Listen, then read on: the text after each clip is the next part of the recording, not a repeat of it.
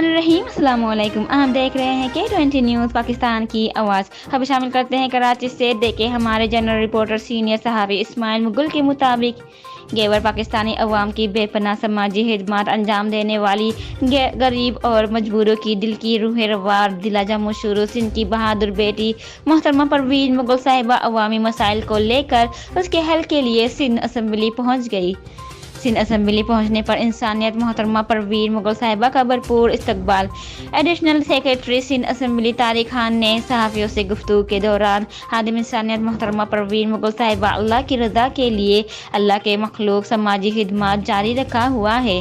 इस मौके पर सियासी और समाजी रहनुमा खादिम इंसानियत मोहतरमा परवीन मुगल साहिबा का कहना था 1974 से लेकर आज तक पाकिस्तान की बका और सलामती के और अवाम के मसाइल को हल करने में सबसे आगे पाकिस्तान खपे वाले हैं।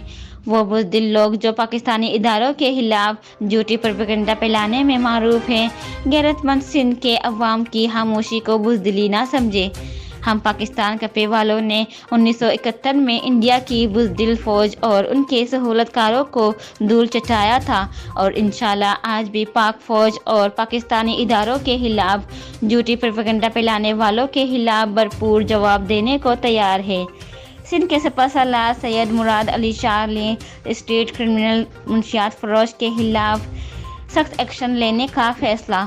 सिंध के सपा सलार सैयद मुराद अली शाह के इस फैसले से सिंध के अवाम में खुशी की लहर दौड़ गई।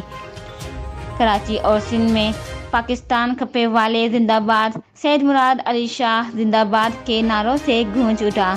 पाक फौज जिंदाबाद, पाकिस्तान खपे वाले जिंदाबाद, पाकिस्तान जिंदाबाद। मज़ीद ऐसे खबरों के लिए देखते रहे K20 न्यूज़ पाकिस्तान की आवाज़। तब तक के लिए दीजिए इजाज़त आपके मेज़बान सामा हबीब को।